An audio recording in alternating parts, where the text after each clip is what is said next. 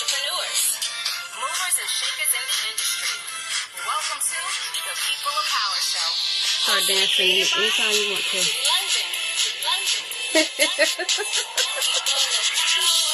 There you go. There you go. That's my non-dance. There you go. There you go. There you go. There you go. Okay. Yeah. Okay. There you go. We funking right now. That's what we call it. Lord. Today, we funking right now. The People of Power Show. Lord help them. Jesus help them. I see you got a wow. They saw you dancing. Hey, so I'm just actually just setting this up real quick. Hey, everybody. Thank you for joining us. I know we are fashionably late, but you know when you're dealing with celebrities, Yeah. you know. I'm sure not waiting on You them to come that, through the door. that wink, right? Waiting on Hey, them to Karen. come through the door. Hey, when you're dealing with you know, celebrities, they a little, but it's all good. We good. So welcome to the People of Power Show, hosted and created by me, Kitty London. For people who don't know me, because they're gonna see some of your peeps are gonna be able to see you and me. You know what? Let's do this real quick, because you love Instagram. Mm-hmm. You want to go on your Instagram real quick so we can do a so they can see you live as well. How you work that? On the Instagram as we get everybody at the studio time. Hey, Adam. You ever heard of Jupiter Donuts? You ever ate from Jupiter Donuts? I'm gonna go. I love sweets. Okay, well, Jupiter Donuts, that's the owner. One of the owners of Jupiter Donuts. Shout out to chiming you. in. What's Adam. his name? Adam. Shout out to Adam. Adam. So how you go? You know how you go live? What you do? Jimmy, you know how to go live? Yeah, You show have how to do go. that. Jimmy Levy Music in the building. Plugging. Okay. Hadar Dora.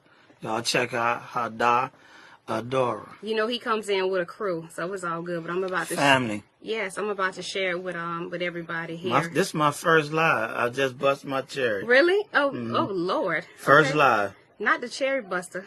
Yeah. Okay. So while I'm sharing is caring. So please, I tell people if you're in the industry, is a real important, because I want to kind of pick your head a little bit about the industry and your knowledge, your wealth of knowledge. When they say wave, that mean wave? Wave, yeah. Like That's literally wave? Wave. Okay, hi. That's wave. Yeah, hey. Let me just say. Hey everybody, this is Kitty London, host and creator of the People of Power Show. I'm sitting next to Byron. Clean Face Management, everybody knows who you are. I'm just trying to tell everybody who Yeah, y'all make sure we y'all are. holler at Hey Kitty everybody, London. what studio are we in right now? I want to give them a shout out to you. Remember? This my main man Johnny Mars spot. Okay. Y'all make sure y'all check us out on 133rd in West Dixie. Okay, and that is in Miami. Yeah, North Miami. Okay. Yes, So for sir. people, and one time I want to just give a shout out to Ernest. Ernest is actually the one that gave us this meeting. Well, you know, because he introduced us. Networking brought us together through Mr. Ernest. Yeah, so I very wanna give good him businessman, promoter. Yes. So many, and I didn't know so many people knew you. Like, I mentioned your name, and they were like, "Oh my gosh, he managed so and so, and he did this, and he did this." That's And it was God, all that's God. it was I all don't take good though. no And I'm like, credit. "This is a small world." That's cool. I give Triple all the J credit one to God. time for Triple J and J Rock. They Shout out to Triple J and J spoke Rock. highly of you, Them some That's good good. brothers, man. and they said you were good too. So I just want to tell you that. I'm gonna Thank give you. you your roses while you can smell them. Thank you. You're such a blessing yourself. I appreciate it. So I just want to let people get a little background of who you are, because you know they kind of see you being Ball Greasy's manager and manage other people, but you're your own entity as well. So I wanted just to kind of give a background of who you are. You could do born and raised, and you know just give us a little background. I'm a South Beach baby, born at Mount Sinai Hospital, raised in Carrot City.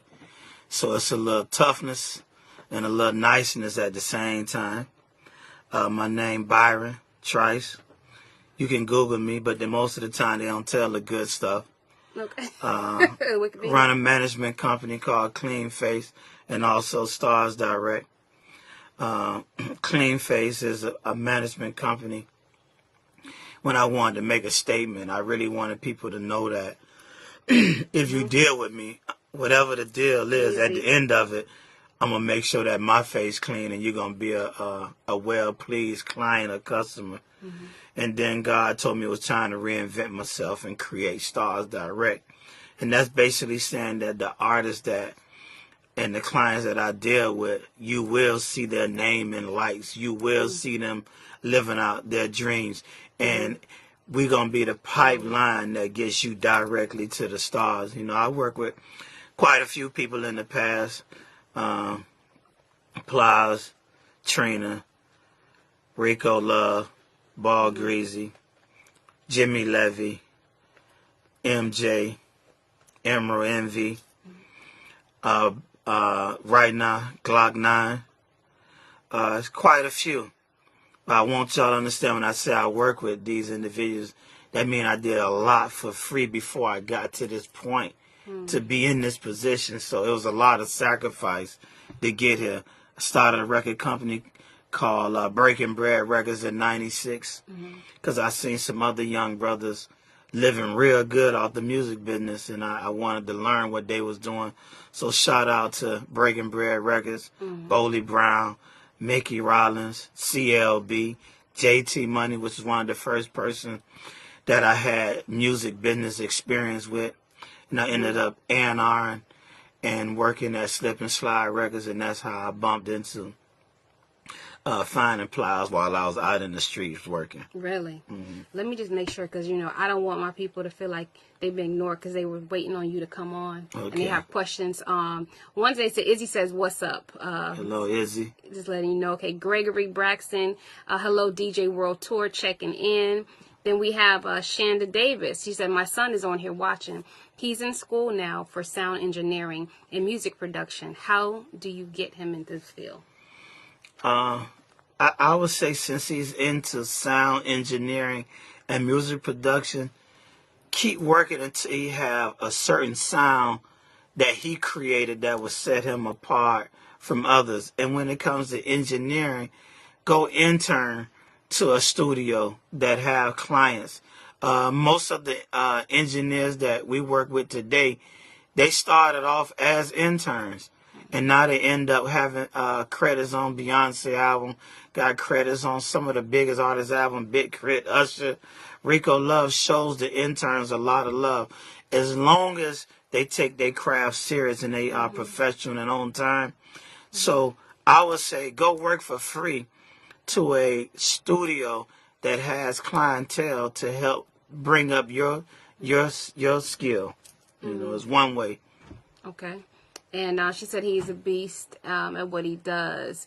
Can you help him? He's watching now. So he needs direction. Now that's another thing too, because we'll have people on here today and they'll look again. Right now, are you taking on new artists at this current time? Right now I'm listening, but I'm not taking on new artists. I just think right now I had to close my door. If it wasn't for Jimmy bringing around this phenomenal artist, Adora, my door was closed. I told him the door was closed. But Jimmy introduced me to a young lady that's like super phenomenal. And I just had to say that because if my door was closed and she made me wink and open up my doors, and she's been such a blessing to him and such a blessing to this music world. So I decided I want to close my door now. So that those that's around and involved now, I can give them a chance, because the type of artists that I've been blessed with now, they the type that want to help others. So instead of me doing all the helping, now I'm helping artists that helps others. So they'll be in position to help other artists, but I got to give them all my time and my attention now to be real with myself, because I got a heart. I'll take on everybody. But for those that I won't take on, I can point you in the right direction, and I can give you some phone consultation. But right now I'm paying attention to the curators of cool, and that's who they are. They are like the coolest on the planet. They gonna help you heal when you listen to their music. They gonna help you get through your day. They gonna lift you up, and even if you down, they gonna let you know you're not the only one that knows how to feel to be down. So they're like curating a whole new future for music. So I'm going to just focus on them right now. Okay. So the answer to the question is, right now, personally, he's not. However, he is a plug. I mean, he knows a little bit of everybody in the industry. So, in other words, he can lead you to the right direction. Right, okay. Right. So I just want to make sure. He said he's in college in Miami, at SAE in Miami. Okay, so Shanda, I'll get that information, to you. Okay, Gregory says, yes, sir. You're very much, that was me. Okay, that's my mom. Okay, yeah, thank you very much. Okay. Okay, so she's a mama. I call her a momager. And I think good. that's what's up. Because somebody needs to do it. Marion said, okay, he's a blessing. Would you be willing to talk to my son to guide him? Yes, no problem. I'll be giving out my social media at the end of this conference. End of this interview. End of this interview. Yeah, okay, that's okay.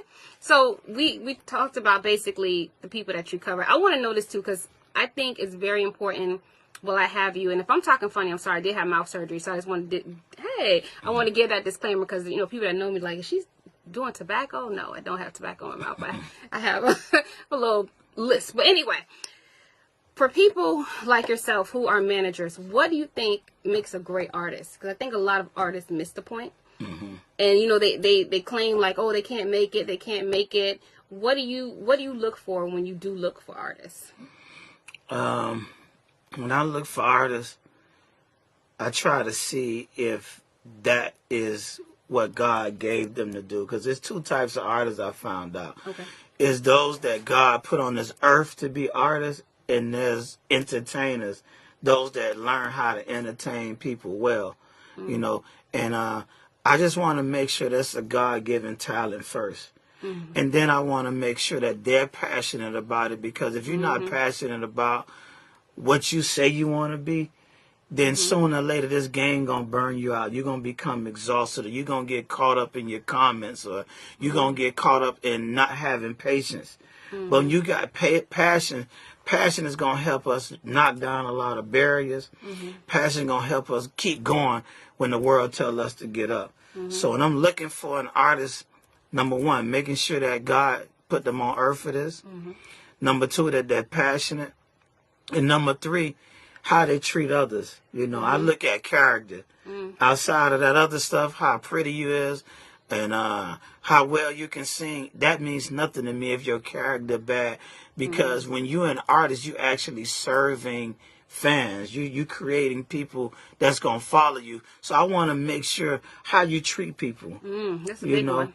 That's a big one. That to me is like very important. Then after that, we can work out the other stuff, the strengths, the pros, and the cons. But you got to have those three, So do you think in this industry, there's an age cutoff now? Like before, they feel like if you didn't make it past a certain age, it was done for you.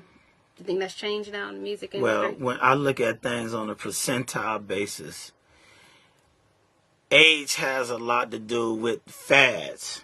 Okay. It don't have a lot to do with greatness. So you can't put an age on greatness, but you could put an age on a trend. You could put an age on a fad. Fad comes and go. That's for the younger generation. But great is great. Great will evolve one day. If you love what you do, it's not going to always be that you have to own the stage. You got to have a lot of money. You got to have all the cars. If you love what you do and you great, how is age going to stop you from becoming who you want to be? And who you're destined to be. And who you're destined to be. So I just think that if you great, you be great at 70. I seen a dude on YouTube singing in Walmart, and all of a sudden he on the morning show. So that means things can happen, because that was part of his destiny. Not having a place to stay, singing for free in front of a Walmart, and then ending up on the morning show. You know how hard I'm working right now to get an artist on the morning show? I haven't been on the morning. I've been on a lot of late night TV shows. But soon as I get a chance to taste the morning show, that's a goal of mine for the clients that I work with, to be on morning show. The morning show. I like that you say that, because a lot of times I think a lot of people do give up, unfortunately, because life, and they just feel like, okay, I passed the time. And, the music is still on. I think because when you are in music, you're in music. Music always will bring you back to when it's destined for you. But I think a lot of artists, especially even ones that I know, they've hit a certain age and they're like, I'm over it. I can't do it anymore. Well, I just say change your hat. Change the hat. Okay. Passion don't mean you got to wear a certain title. If you're passionate about music, you know how many doors in the music business? If you use your experience from music and you kind of get older and older and older, you had to learn something along the way. And whatever you learned along the way can be a way to make income off of that. Even if it's just a singer that didn't make it, you know how to hit a note to help somebody else who's coming up that you might believe in. So you maybe can be a trainer. Right, a music trainer or a music writer or teach them about publishing or teach them about how to put an album together. It's something you could do with all your experience that you learn. You don't have to grace the stage to be in the music business. That's true. Shannon wants to know, how do you know when an artist has the it factor? I say they light up the room and they make somebody want to spend it, cut a check for it. When they come in the room, it's like, wow, who are they? That's part of the it factor. They got a certain glow. Some call it swagger. I call it the it factor like you. When they come in the room, you just want to do business with them. I done been around artists that nobody knew, and somebody walked up, can I take a picture? I said, oh, yeah, we own the something. They got something. It's that glow. Right. Something about them. Okay, Carolyn says, I love what you were saying about character and standing out, which has been my message to my son. My oldest son is a music producer, artist, and sound engineer in California. But he definitely in a place that a lot of dreams come to pass out in California, you know. That's the place of dreams. Everywhere you go, a waitress served the right film director, not she in movies, Pretty Woman and all other type stuff. So tell your son to keep going. Now, that's another thing I was going to ask you. I'm glad you pointed on that. Do you think where you are can determine where you go? Meaning, you know, people say, like, you got your Atlanta, your Miami, your California. Like, people who are, like, in these other places that they feel like, you know, music is not as popping. Do they have to make a move in order to get exposed now? Well, we got to thank technology, because there's a lot of artists that's coming from places you wouldn't think they came from. Yellow Beezy, Dallas is really a B.C. market, but he's hot right now. Plows came from 4 miles, but everybody took that he came from Miami, but he was just a kid from a small town, but with a big city hustle. Za Sosa, he's up in Philly. Bobby Shmurda was in the Bronx. Look at all the great people that came out of Virginia. You got Missy Elliott, Aaliyah, Timberland. So many people that came from towns that you didn't expect that are the greatest icons in the game right now. Too Short from the Bay Area is still living good. E40 from the Bay Area. Look at from Baton Rouge, you got Kevin Gates. You got NBA Youngboy.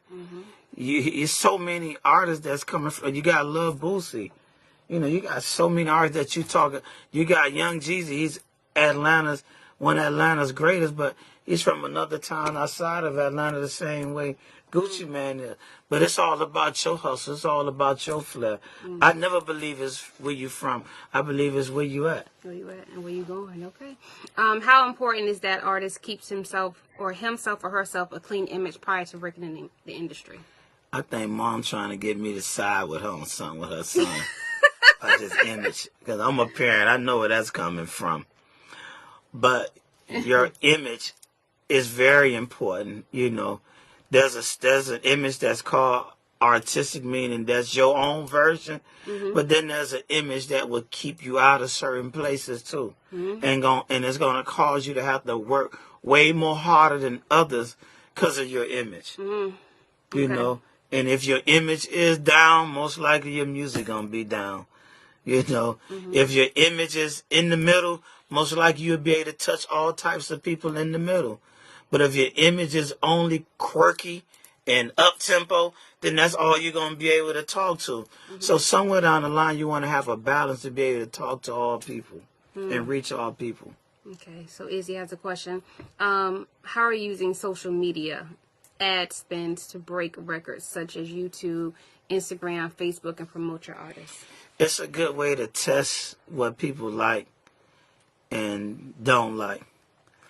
I have seen a lot of things that should have deterred me from moving forward on a record, but I use that negative information to make me even go harder, and I have seen records break. I have seen people ask me, why are you messing with that artist? And that be the same artist they call in the book later for 40, 50,000. Wow. B, I don't see what you see in that person. That be the same person that their kids telling their parents about. So yes, I use that stuff, but I don't let it affect me. I just use it as a place to test and to get people to get familiar with what I'm working with. That's all. But I don't let it make or break my decision. If I believe in something and the artists believe in it, we're going to keep going until it becomes your favorite song on your favorite elevator while you're getting your dental work done in your dental office. You're going to hear remind me, please. But you know, that's a good area of concern, because a lot of times now, you remember back in the day when you were, like you said, when you were slip aside, people used to give demos to record companies and hope to get signed by an A&R. Now it's really not like that. It's kind of like a lot of people are their own entity, their own record labels, because you have a lot of the independent distributions. Now you can just put out your own song, and it's on iTunes and everywhere else. How long do you think it takes to break a record? I mean, I know it's based on money, of course, but do you give up on a song in a year? Well, I got some great history, you know. Ball Greasy's song "Nice and Slow" was at least 5 or 6 months locally before it actually took legs and ran up the charts to number 7. But that was on his 15th year of his career. Wow. So when you talk about giving up, you got Ball Greasy, Feel My Pain, 1 and 2, Mr. Sean, all these songs, 15 years in the game, and he finally get on the charts. So with passion and belief, you're going to be able to do things that money cannot do. Let's take Hustling by Rick Ross. Blew up immediately, but that was his 13th year.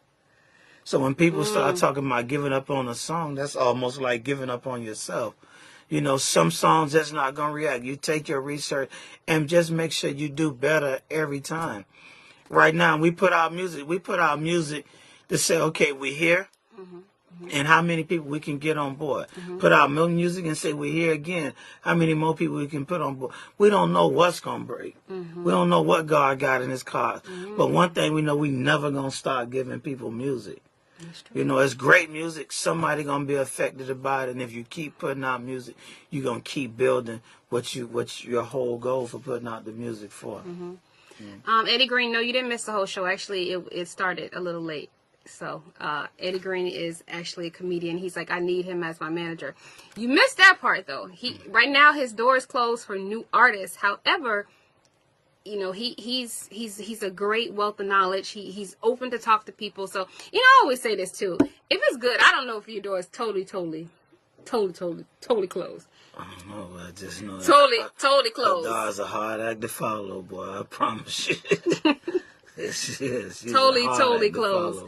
This is encouraging now why my son goes so hard. He refuses to give up. And this is why I wanted you to talk about this, because a lot of times when we see these artists on the platforms like BET and, you know, all these platforms, we're like, oh my God, they're overnight success. They just blew up. And it's like, we don't really know the history of the grind of the 15 years. I mean, that's longevity. You know how many years it's been since I thought about being in the music business? This 2018 was 30 years since I thought about my just whatever the music business was, I was in it, not even knowing that I was in it. And I never bought a Phantom yet. I never bought a big house yet. You haven't bought a Phantom yet? No, I love my people too much. I just love people. I love the help. If you love helping, it's right now so many people that need help. It's going to be hard to get a Phantom and have a heart to help people. At the same time, you know, I'm not going to be selfish. It's going to be always somebody in need. My Phantom is each one of my 4 kids and my grandkid and the people around me. Every one of them I look at as a Rolls Royce, as a big house that they gives me the same joy. Give me way more joy than things would ever give me. You know, so it's gonna be hard. You know, I'm gonna just be a practical guy. I'm be like Obama, the president. You might catch me in a hybrid little truck. But hey, it's all about the house. And still being the president. I think it's all about the house, though. The car, yeah. But you know, since you do have artists on here, when do you think an artist should get a manager? I think an artist needs to be a manager when it's beyond the music. There's a certain time in your life that you're doing music and you just need to be in your own little world doing music. Now, how to get the music to the masses, it's going to be hard for you to focus on your creativity and get your music to the masses in an organized fashion. So somebody should be there. It's just like how the quarterback going to get a touchdown unless he throw the ball to somebody. Right. The artist is the quarterback. Should you, okay, so as like say, I'm going to use me for example. Let's say I got a single. I'm about to let the world hear it. I'm doing my video or whatever. I don't have a manager per se, okay? But I'm releasing it. I'm doing everything. So I'm kind of like a free agent right now. So you start getting people saying, you know, hey, I want a manager, or hey, you know, you got a manager, hey, and you're kind of like, well, do I really need a manager at this point? I mean, I only have one song. Do you start looking for prior to actually distributing your music, or do you just say, you know what, I need a manager from start, just from I want to be an artist. You don't really need a manager from the start. Okay, that's you need what I'm a saying. manager once you decide to get the music to the masses, if that's your goal. Okay. If you just want to do everything for your phone, that's cool too. But two heads are better than one. I'm gonna give you the shade stand on that one. It's okay. Just do everything from your phone. Yeah, we did TuneCore a long time, but in order to run up the charts, it takes a team. Okay. In order to get on tour, it takes a team. In order to be an artist that's worth selling merch, it takes a team. There's a lot of doors that are closed without a team. You got some labels won't even touch you if you don't have a proper team surrounding you. They don't care how talented you is because they have hundreds of artists. They'll rather have an artist with a team that's talented than an artist with great talent without a team. So yeah, it's gonna come a time. It's based on how far you want to go. So what makes a good manager? When you're vetting managers, since you're booked, and I mean you lock down, what makes a good manager?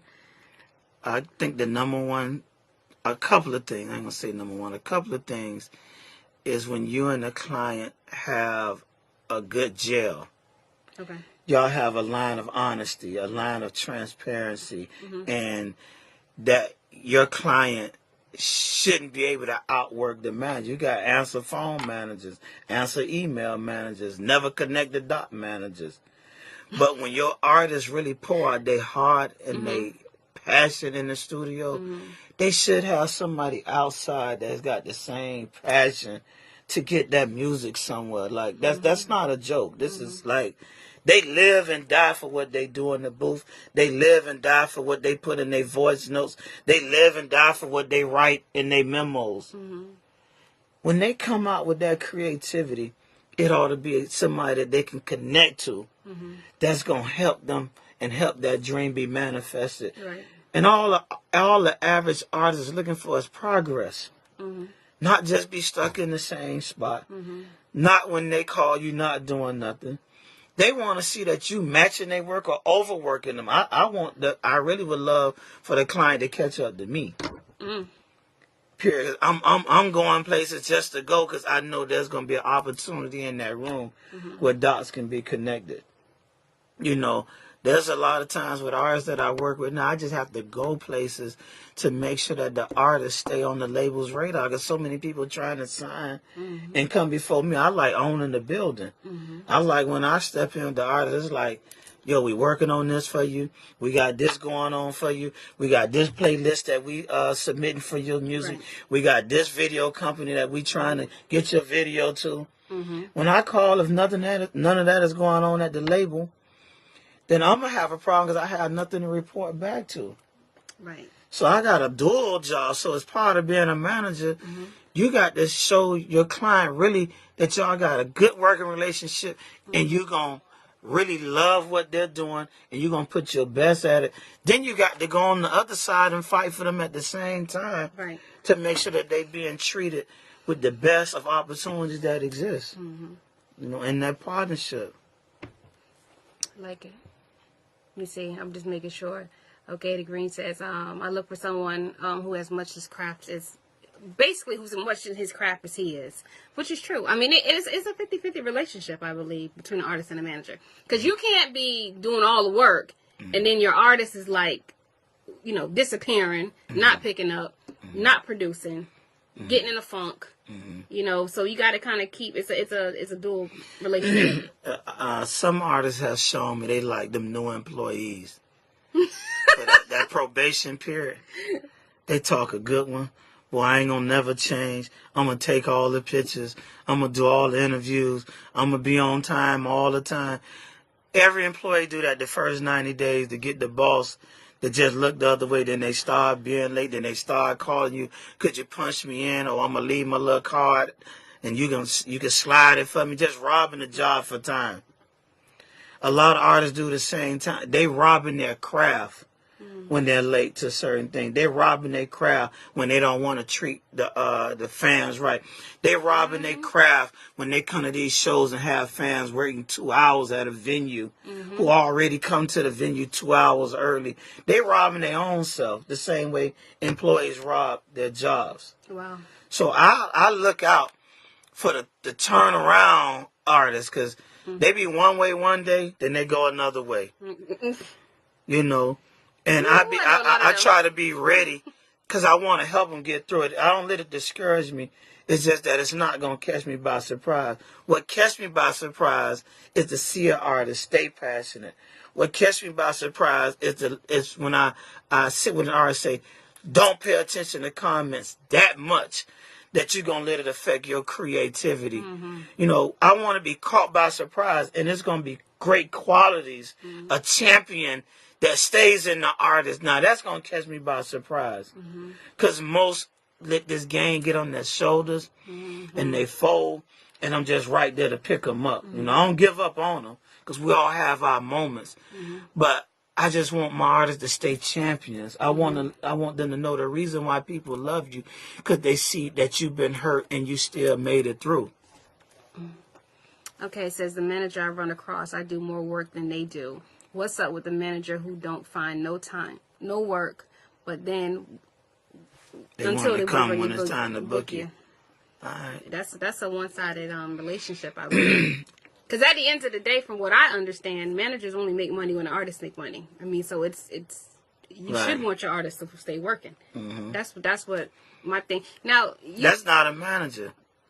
That's a person that's waiting for you to get work, for you to give them something. Don't call him a manager. That's a disgrace.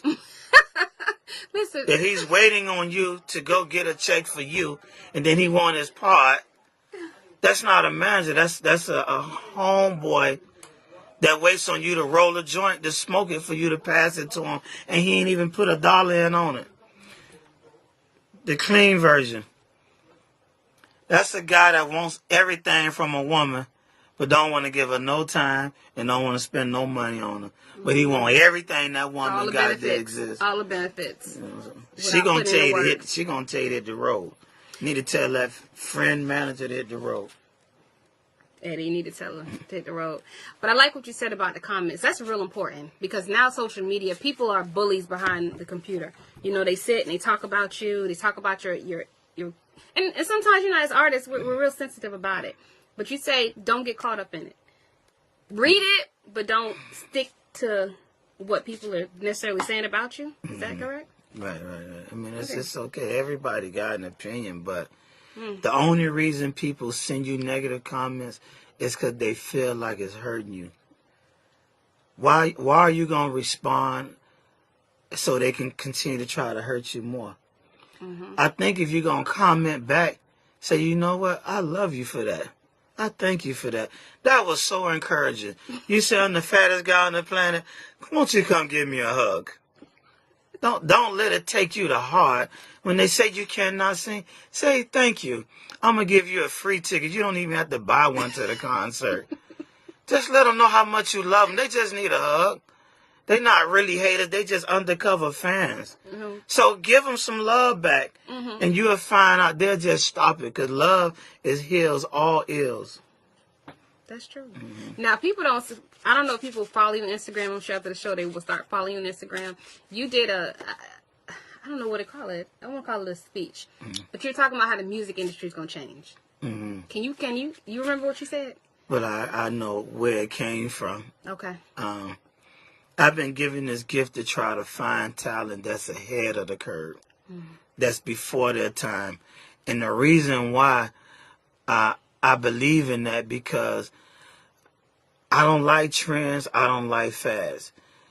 If I'm not at the beginning of the fad or the trend, then I'm going to get the crumbs that somebody else doing. Like the auto-tune artists, they're getting the crumbs from T-Pain and Future. So whatever them boys leaving you, you're getting the crumbs from what they have. But as soon as one decide to be different and still be able to get their message to the people, they finna create their own piece of pie. And then watch what somebody else gonna do. They gonna follow that. Yeah. So people don't only follow you on Instagram, they follow your singing style, they follow your writing style. So won't you be ahead of the curve and create some content that people want to be like, so you can leave your crumbs instead of you being the one to get the crumbs. Now, when I thought of what is the future of music, music is like a revolving circle. It went from gangster, and it went from conscious to gangster, NWA, to Thug, Tupac, Trick Daddy, to now trapping been around a long time. You can't tell me how much you're going to kill somebody no more. You cannot tell me how you're going to hold your partner down when they go to jail. You can't tell me how much. I done heard the song called We on Every Drug. First you was just on weed, then you was on lean, you was on perks. Now the song say we on every drug. Now you done put every drug in one song. So you can't tell me about how much you on dope no more. Sooner or later, you're going to want to get off drugs, be clean, stop looking like a zombie, pull your pants up. That whole era is leaving. That's why I said it's like a baby. It's like 9 months left for how your homies crossing you, how they trick you in the hood, and the imaginary, and the female rapper that's got her imaginary beat. I actually see girls talk about what they going to do a girl you don't even know. And the girl don't even know you yet. But you talking about what you going to do to the girl. And that's how you creating songs, having imaginary beef in your head. Them days are over. And how much you can get the girl in the backseat of your Jeep. Them days are over. People want to be touched in their hearts, in their souls. That's what's going to happen. While the economy is trying to trick us to make us think it's going up, it's really going down. When it tank, it's going to be just like the days when people were suffering. Only good music going to get you through. Only inspirational music going to get you through. Only you can make it music going to get you through.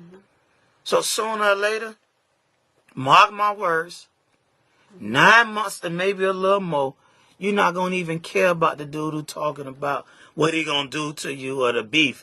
All we see beef doing is killing people. We don't see it making the neighborhood better. We don't see it making the death rate better. All we see is jails and graves getting full. And sooner or later, people are going to get tired of that. You need an Oscar award for that speech. Give it to God. That was an Emmy speech right there. Hold on 1 second. I had some questions go up. Okay. Need a hug. Okay. Keith says or asks, what's the best advice for a new manager? So somebody who's just getting artists under their belt. The best advice I give anybody, man, read, study, research. What if your artist say, what is the point on the album? Oh, that's when OJ. Oh, not OJ. OJ. Lord. That's when Michael Jordan go up for a layup. That's a point on the album. You know, your artist really wants some very valuable information because you really want your artists to be businessmen and women. You don't just want them to be talented. You want them to be business-minded as well because they're not in the music. They're in the music business. Yeah. But if you as a manager don't understand the business, how you really manage? What are you managing?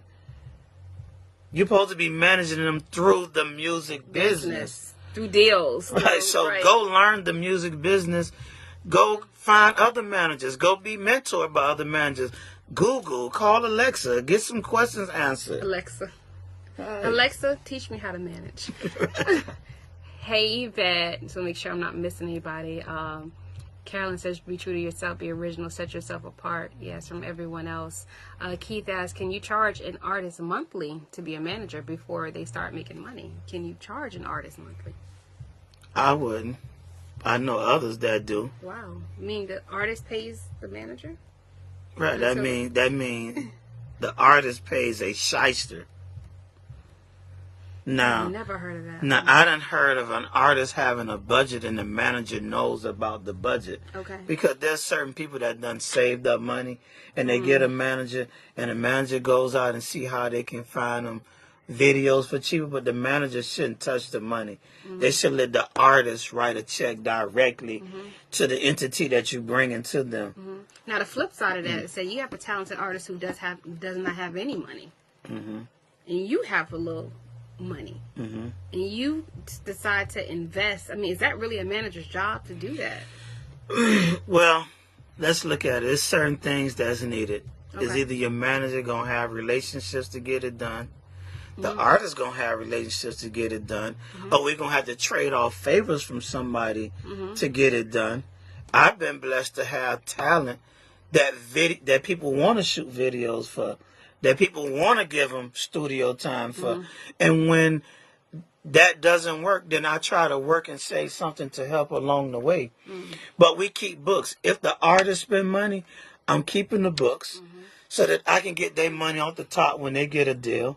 If the manager spend money and it's not frivolous, then we want to keep a bookkeeping of all of that. Right. So Those are whoever's fair. spending the money, that's called a financial investment. We just treat it like it's a financial investment. It could be the artist's mama say, go get my son a pair of red bottoms, cost $1,500. I want to go make sure that when the check comes, mom get her red bottom money for her son. You know, so that money kind of worked funny. You know what I miss? You know when you're talking, what makes me think about it? You remember like the Jack the Rapper and those places like where artists could go and learn how to be artists and or how to be a manager. It's like we miss that in the music industry. I think it's so needed for those type of seminars to come back to teach you the business part of it as well, because I think that's what most of us miss, that is the business. But we need to check out Rico Love page. He got a music conference called the We Love Music Conference. Okay. He sets up his conferences like classrooms. Okay. The people that speak must turn in a syllabus. If it's about management, you must turn in a syllabus. It's about songwriting. If it's about publishing. If it's about artist direction. If it's about how to get a record on radio. If it's about how to use the internet to progress your career. Each person must etch out a syllabus, and he gives out pen and paper, or he lets you use your phone. But he runs it like a classroom. So you're not leaving with no inspiration. You're leaving with information. I got a couple people saying, this is good, this is good, this is good. Thank you. This is why I wanted to have him on the show. And I told him, a lot of times when people meet artists and managers, the groupie instinct comes in. They go directly to the artist, and they're like, ooh, let me take a picture with the artist. And I'm totally opposite. Like, I want to talk to the man behind with the with the briefcase, with the phone in his hand, with the man purse, the man purse. Looking mean, because I'm like, that's the business guy. That's the guy that knows how to bring the deals in, and that's who you want to connect with. I'm just giving you a little plug on that, because I know a lot of times. Cool Breeze say, We Love Music Conference. I recommend it highly. If you're an up and coming artist or manager, etc. Yes. So that's somebody that's been there. Okay. We love Shout music. out. Okay. Cool Breeze. I definitely, because Step Clevo, I see you, big we need bro. to know this, because it's still a lot of aspiring, especially in the Palm Beach County area, Miami, Broward, and I remember those music conferences back in the day that people would pay a lot for just to get in to learn the business for that weekend. And we just seem like we just don't have that. TJs, GJs, all that. What's the first task of a manager? Oh, wow. To connect your artists with the people that they made the music for. When they made the music, they made it for somebody particularly. You want them to be able to see that their music is going directly to the people that you made the music for. Like, if I had Jimmy Levy music, I wouldn't be walking up into the dope hole saying, "Hey, boy, y'all check out Jimmy Levy music." He is made for all hurting people, but it's not trap music. It's like a world sound. So when you hear his music, you know that it's for people that's hurting all over the world. You got to really know he made that music for a particular person. If you hear Melanie Martin's song, Fingerprints, it's like it's like a song that she's saying how she feels when she's touched. But she's a person that doesn't dress in so much sensual clothes. But when you hear the song, Fingertip, it lets you know that it comes from a woman perspective of being touched. So that's a record that I would deliver to a woman. So I look at music just like a piece of delivery. It's you take it to who ordered it, who it's for. Shannon, I hope that answered your question as well, because she had a similar question. So you have a new artist in here now. And what's her name? Me and Hadar, we family. Okay, I'm doing whatever I can to make sure she get to the mainstream. Hadar Adora. Hadar Adora. Okay. Beautifully said. Did you want to get some camera time? Yeah, and then you got Jimmy Levy right here. Jimmy Levy. Yeah. Okay. That's who you've been mentioning all day. Yeah, they call him the male Adele. I don't know. They gave him that name. Really? The male Adele? Oh. Look, I'm getting it because Y'all I come love. say hi to the people. Yeah, come on, because I love some Jimmy. Adele. I want this to knock over because my foot is... I know, right? Look, let's hold the table. Let's hold the table, people. See, great managers come in with artists. The male Adele, that's trapped under there. His so I was foot's been. holding it We've as been long as texting about this for like. We didn't want to move the table. Oh, so come you on, got look. you got the.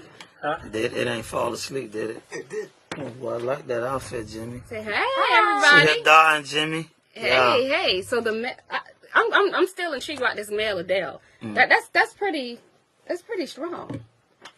Yeah, they go to his page and hear what he's saying. Okay. Jimmy, tell him your IG. Come down a little bit. Yeah. It's Jimmy Levy. Jimmy. JIMMYLEVY. Okay. Now, how many times do people ask you to sing? Like, do people do that all the time? Like, saying something. I want to hear you saying something. All the time. All the time. When they find out I can sing, they always are like curious to see what I'm gonna sound like. I'm curious. Where's Amazing. Jimmy at, though? Right there. At Jazzy Loves. They need to sign the first comedian. I'm right here. Yeah, look. Now they're asking you, can you sing? See, everybody's saying, can you hit a little? Adora, would you Please, give him yes, 30 Adora, seconds? I mean, Please. Hadar. Me? Yeah, give him 30 seconds, baby. Your favorite? Yeah, must just give him 30 seconds. At last,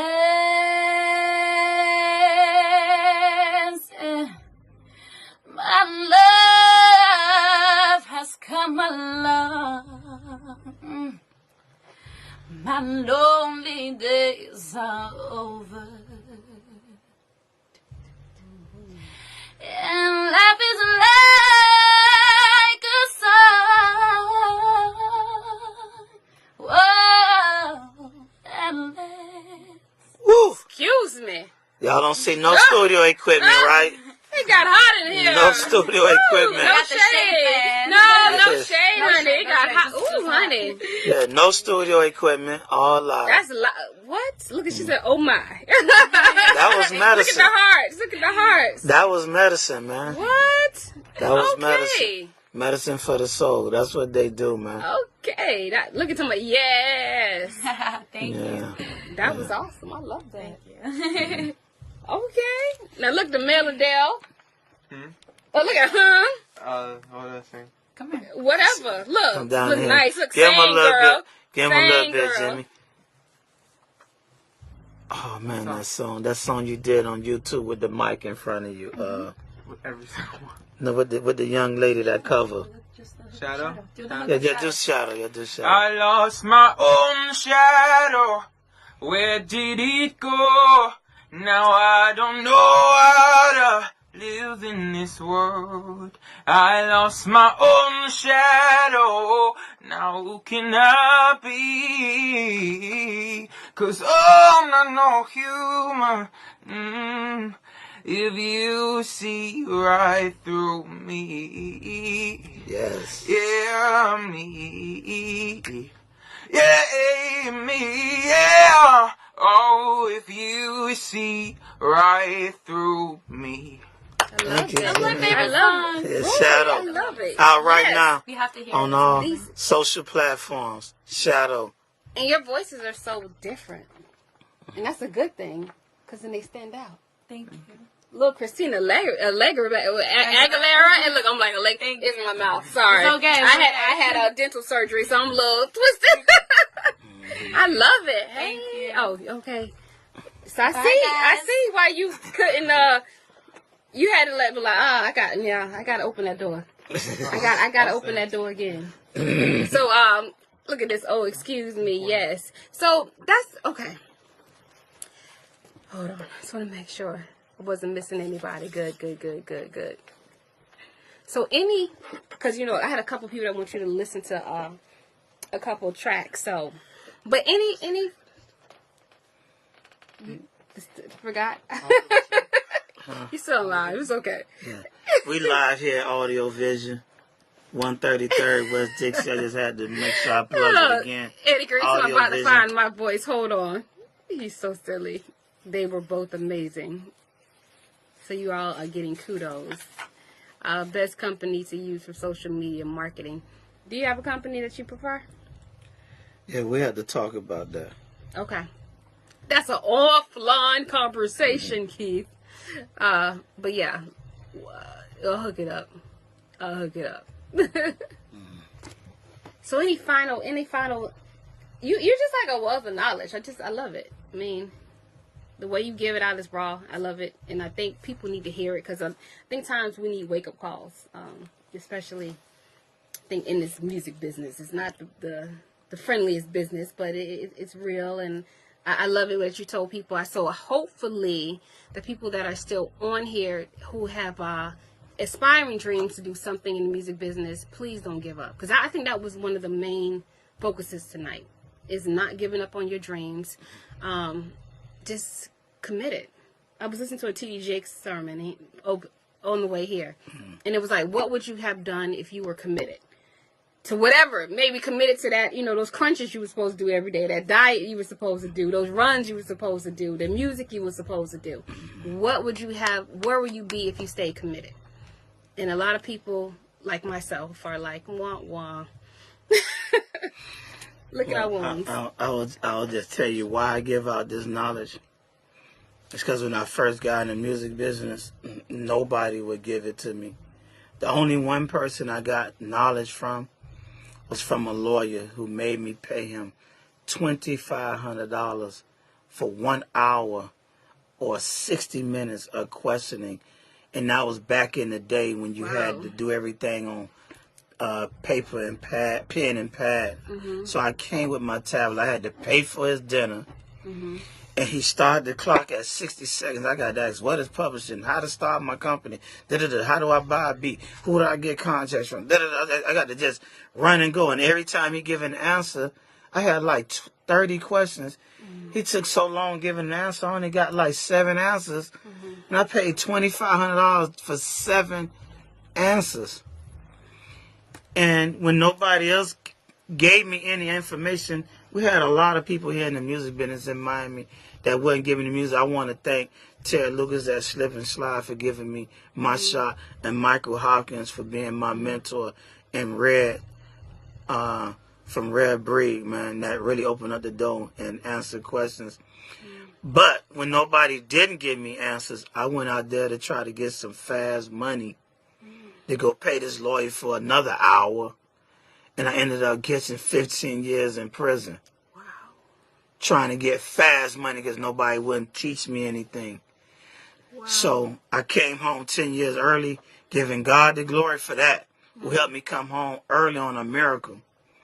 And I say anybody that need answers or need questions, because I never know what the next person might be thinking of doing to get themselves in the game, to obtain knowledge.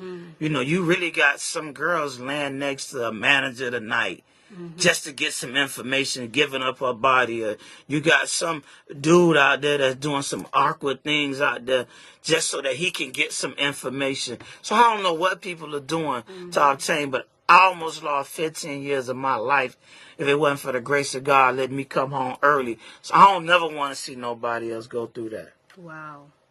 So when it comes to questions, that's why I have a DM. That's why I have an email. That's why I don't have to manage everybody. The information is something you can use to help get yourself through the game. You know, so that's what I'm willing to give up to everybody. But for right now, I'm just, sticking with what I'm working with. Mika says, yes, Katie London, thanks for introducing us to professionals and aspiring people who have knowledge and support. Thank you, girl. Yes, this is why I do the People Power. Trust me, because we don't get these opportunities that often to meet professionals like him and other people I bring on the show. And this is why it's so important for me. Even with my mouth like halfway twisted, I'm like, Lord, just make a way for this hour. But you have been like super duper dope, phenomenal. And I appreciate it because I think you have blessed people. And I pray that you share this video. I tell people all the time, sharing is truly caring because the knowledge is power. When you have power, like the people of power, we have knowledge. It says DM him, Greg. See there, yeah, they'll be. So how do they reach you? Like, cause like all this, they're gonna be like, how do I reach this man? Right. He's like the godfather of information. I'm gonna give him that, but it's something that they should have asked me, and that's the quality of music. We're talking about management, but manager needs quality music. I want to let Johnny come on just to say a few things about what makes music have quality sound or quality writing. Let him do it. Then we'll give him all information and wrap it up. Yes, come on. Oh man. Hello. This is my lighting. This is my lighting guy. Let me see if I look good first, Gotta make sure it's in my contract that I gotta look that you gotta look good. Okay. So let the people know who you are and what you do. My name's Johnny Mars. I'm a master of none kind of guy. I do vocal production, producing, publisher, studio manager, partner, and the whole nine. Okay. So the answer, well, the question was the quality of music. How important is the quality of music that people are putting out? Because I know people have all kind of home studios. They have all kind of stuff they're doing now. So, well, people forget that it starts with the quality. Okay. It's the love. I follow this guy Kook Harrell, and he does all of Rihanna's vocal production and everybody from Beyonce. And he said one thing that resonates with me is when you're listening to a record, close your eyes and ask yourself, how does it feel? You know what I'm saying? Not how do I sell this and who's going to like it, but how does it feel to me? And that's where it starts. Because the thing to me is if it feels great to me, I feel like it'll feel great to everybody else. That's where it starts. Well, it depends on where your ear's at. Yeah, and I was going to say, because I know the average listener won't hear everything that people who are musically inclined will hear. Meaning, certain how it's mixed, they just want a good beat. So who do you listen to it to determine like, you may need to go get that remastered. That's a process. You got to find the people who are qualified to listen and hear the potential in a record, a record that's just an album filler, a record that's a hit record, or a record that, that's just a practice record, finish it off and then put it to the side and move on to something greater. You need somebody who can identify what makes a record hot, what makes and then somebody who can tell you what to do to get it to the next level. Okay. Should the same person mix and master your album? I'm always against that. I don't think the same person that mixes your record should master your record, because once you're done hearing a record for so many times, these frequencies, they cancel themselves out. So you're not really. It's all about perception. When you're hearing the record, you heard it so many times, you're already brainwashed. You already like the record. So the frequencies are going to lie to you if you go into the mastering phase afterwards.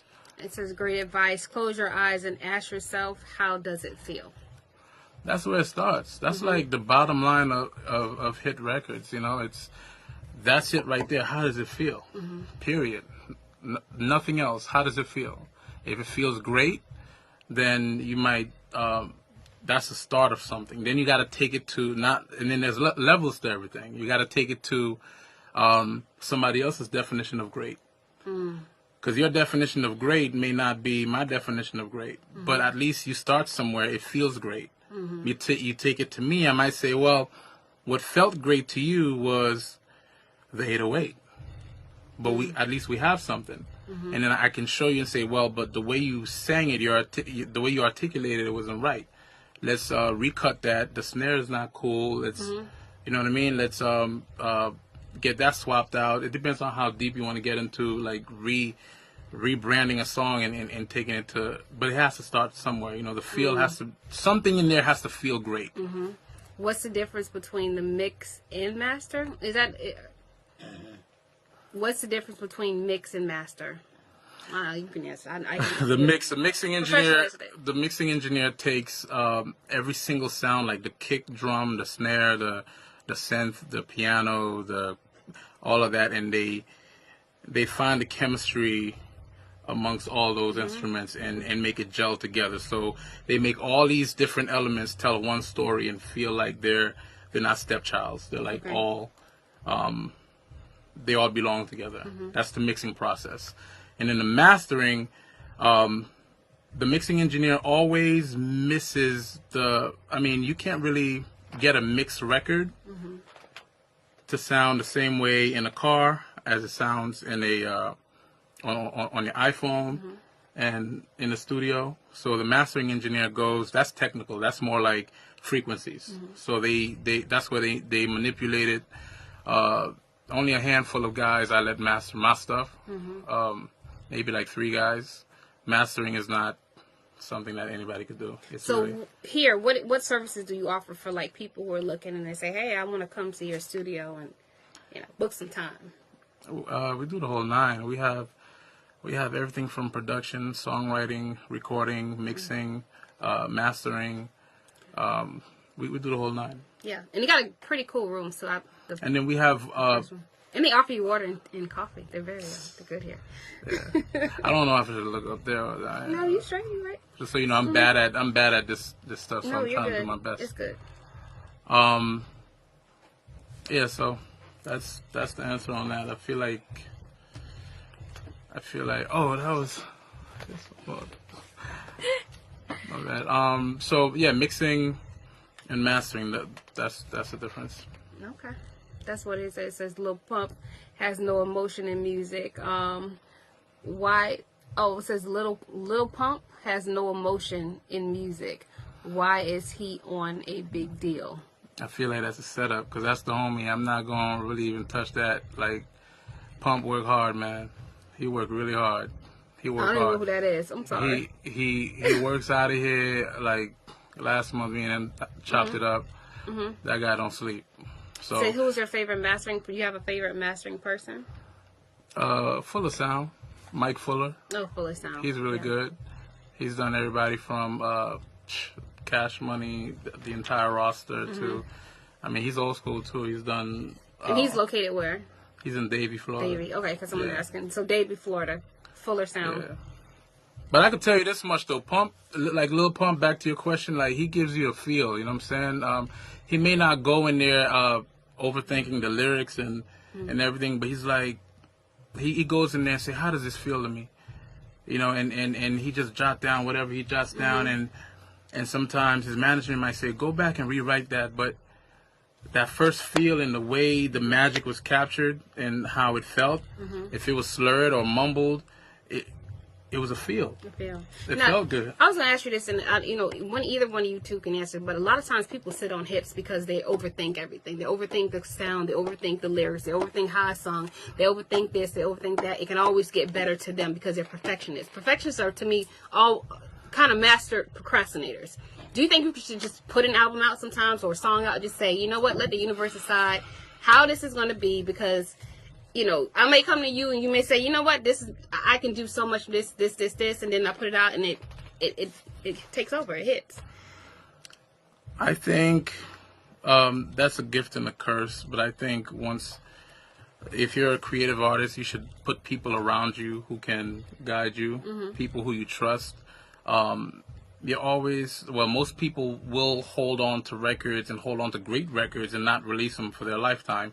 But sometimes when they have a group of people around them who are dope, and they can trust them, and if you have 10, 11, 12 people saying, yo, what happened to that song? What happened to that song? Yo, why don't you put it out yet? Why don't you? Eventually you start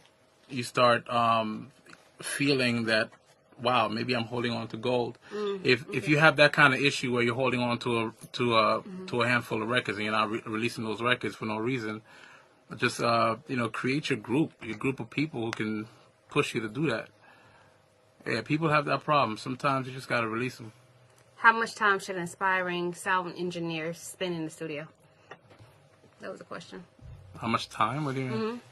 I guess how much time should they spend in the studio if you're aspiring?